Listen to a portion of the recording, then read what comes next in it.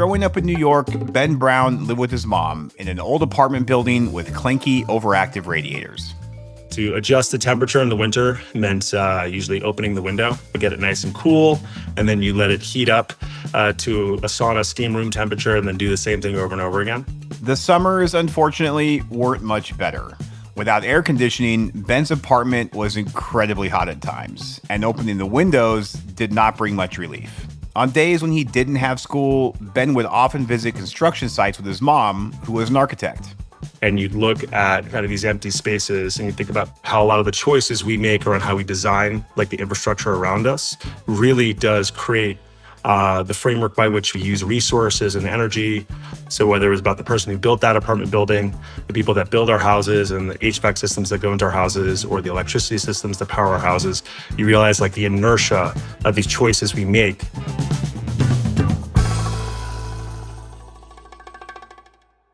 Pretty heady stuff for a kid. But when your mom designs the buildings of the future and you're living in an apartment with 19th century heating technology, you tend to think a lot about energy and infrastructure. Or at least Ben did.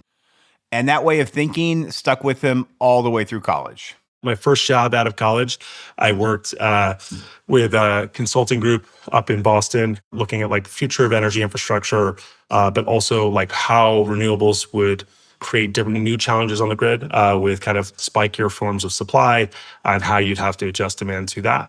This was the mid-2000s, early days for demand response systems, and Constellation Energy was one of Ben's clients. At the time, Ben remembers the company asking some of its bigger customers in New England, businesses like paper mills and ski resorts, to voluntarily reduce their usage during high demand periods.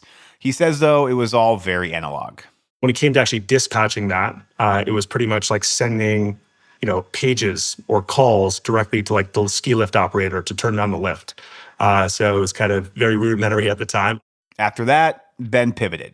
I realized I wanted to work on like consumer products that, empowered users around the energy transition and decarbonization. To do that, he co-founded a startup that developed energy modeling software.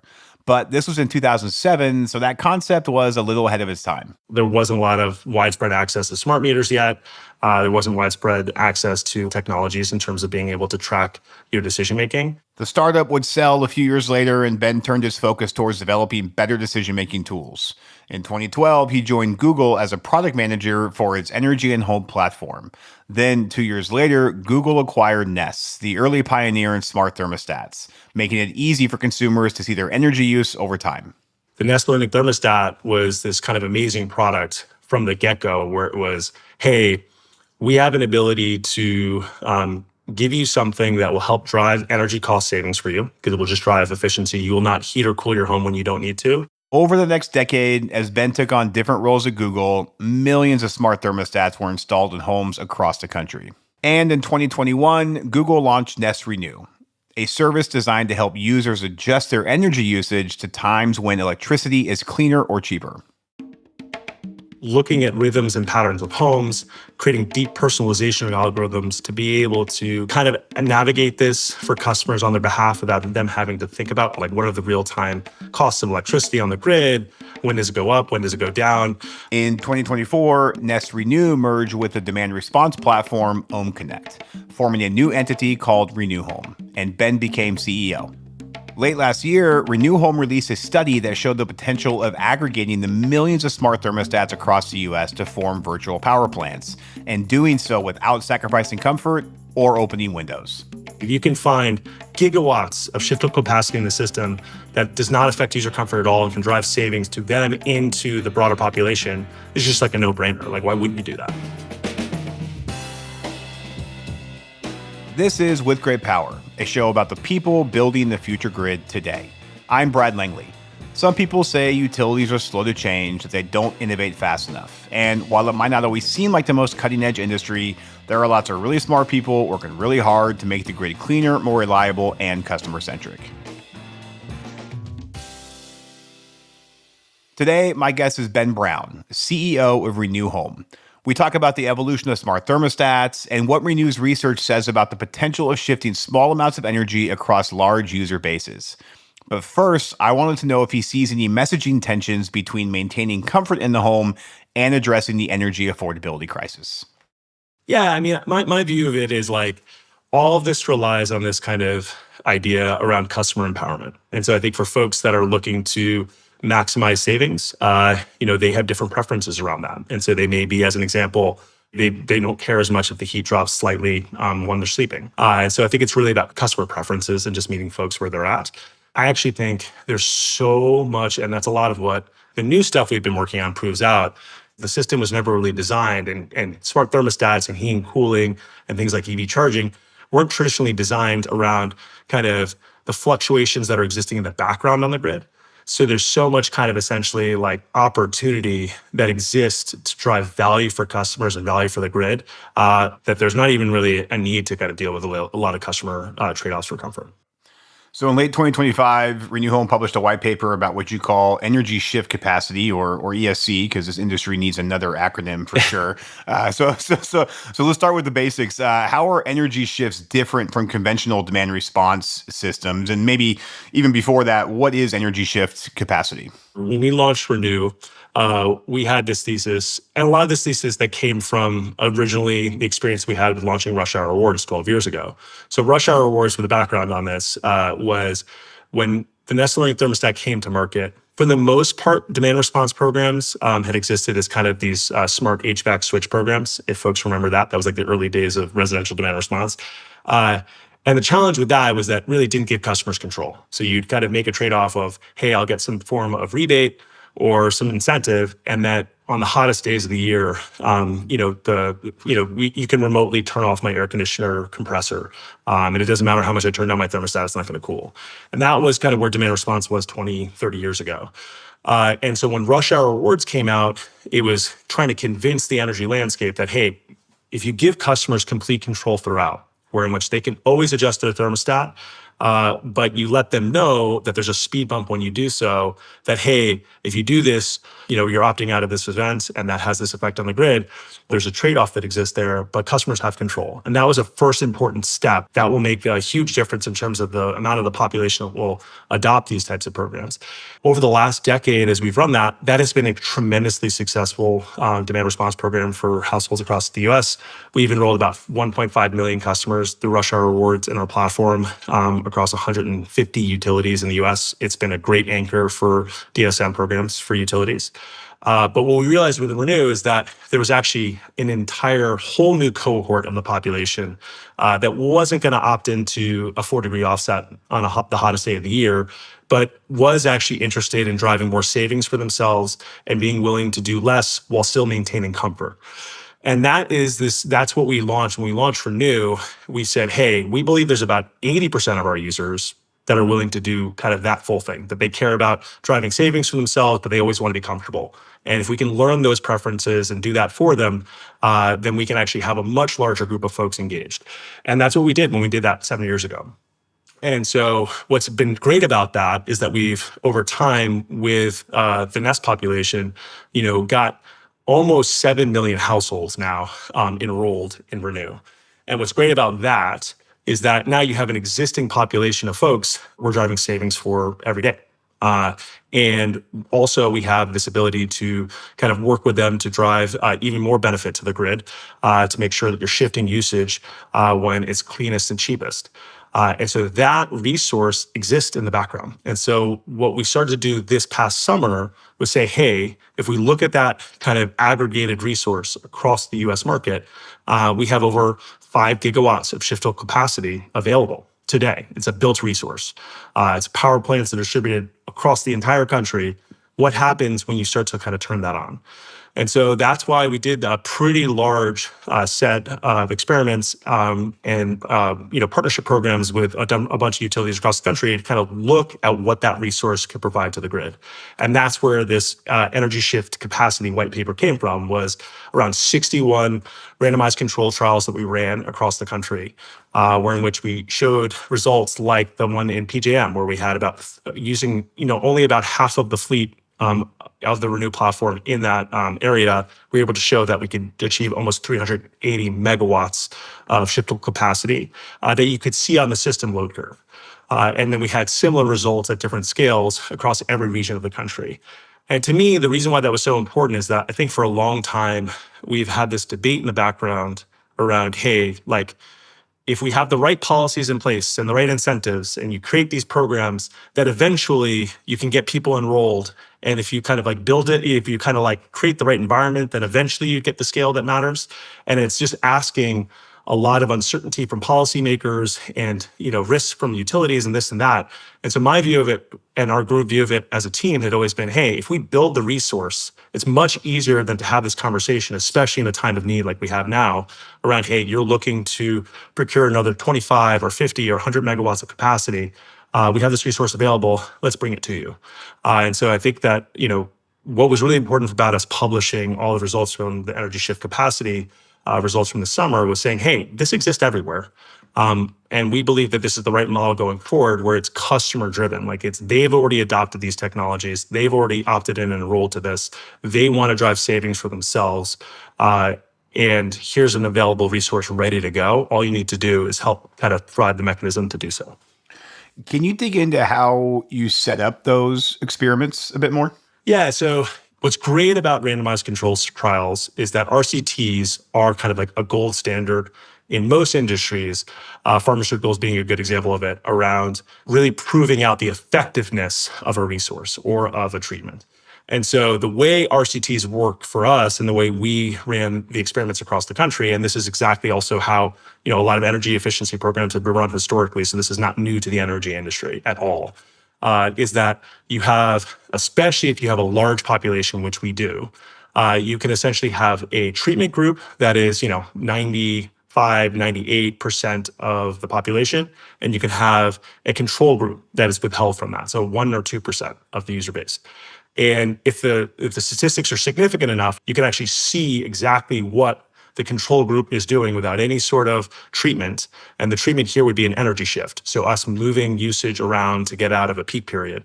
The control group is not going through that. So you look exactly at what the usage would have been for that population. And then you have the treatment group, which is what you're doing in terms of shifting usage out. And so you can look at the delta between that and you can measure exactly what the resource is performing at. And for the study, so you mentioned PJM, but you guys also analyzed the impacts of energy shifts in the Texas ERCOT region, as well as in California. Maybe what was the nationwide view about the flexibility of demand side capacity? But then also, were there any kind of more regional specific views that were interesting to you from the findings of the report? Yeah. So, obviously, I think the most interesting thing to me was one, we wanted to look at what's the difference between kind of traditional demand response group and the energy shift capacity group, right? Because the traditional demand response group, it is a meaningful 4-degree offset for that population. And that usually provides, let's call it around 1 kilowatt of shiftable capacity for a group like that, a little bit more or less depending on the temperature region. And then there is the energy shift capacity group. And so what we wanted to look at was with a smaller kind of offset. So energy shift capacity group users, because you're specifically not affecting comfort at all, the offsets can be anywhere from 0.5 degrees to 2 degrees. And it's all done through personalization algorithms to make sure that people are not uncomfortable in those offsets, right? And so we wanted to see if there would be a meaningful difference between the amount of kilowatts per household that you would be getting from that population versus a traditional demand response population. And so what was really interesting about the results of the study over the summer was actually, yes, of course, for 1 hour resource or 2 hour resource, there were going to be some deltas between the population. But we found actually there was not as much as we thought. Right? We were getting right around 0.84 kilowatt shiftable capacity per household for energy shift customers, which was only a small degradation from what it would be for the full RHR customers. But you remember what's nice about it is that energy shift capacity customers, that's about 75% of the population, whereas our demand response customers usually around 15 to 20% of people that are willing to do that. So I think that that's a huge kind of that ability to show that there's not that much degradation from our traditional demand response customer to an energy shift capacity customer is really, really critical. The second thing was also just looking at the regional variation, is obviously it is a somewhat climate dependent resource in terms of, how hot or how humid is the climate in different regions. What does the housing stock look like? So we did experiments across every major climate region and every major ISO RTO.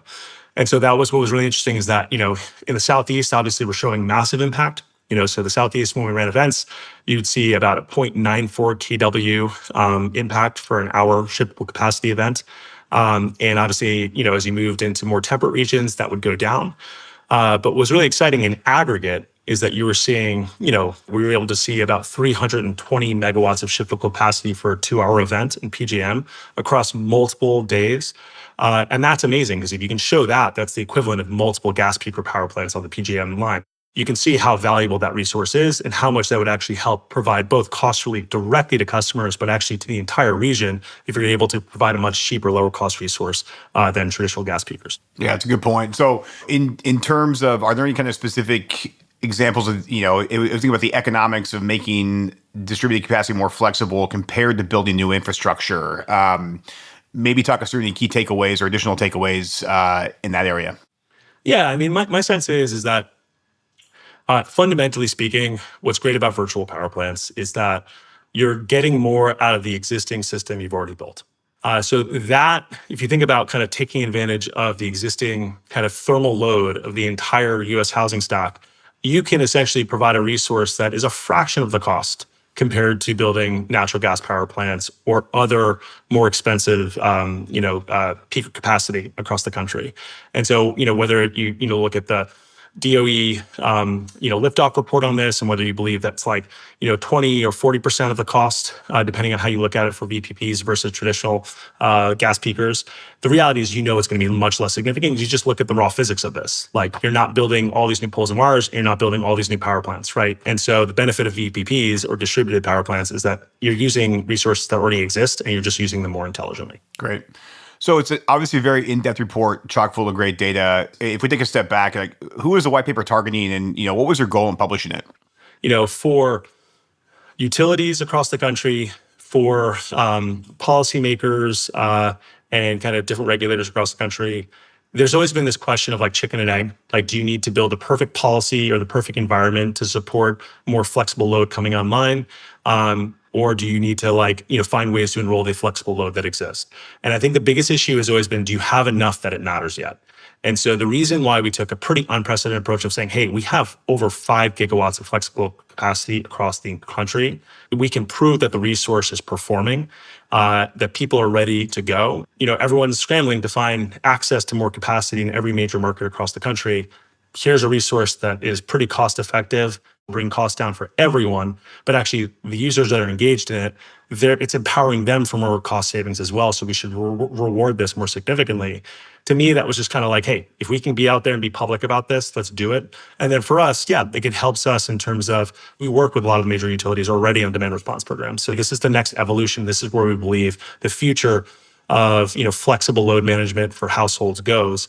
We've seen just a tremendous response from the industry. Yeah, so I was going to ask you, so what kind of response have you received? I assume it's largely positive. How are people feeling about it? Yeah, I would say there's two things. Like, one is pretty much, I don't think there's any single utility partner that we currently work with that is not excited about how they can take on. Because essentially, if you say, as an example, you have 20 megawatts of demand response capacity today, and then we're saying, hey, we have an additional 40 megawatts available through energy shift capacity. For most of those utilities, are like, sounds great.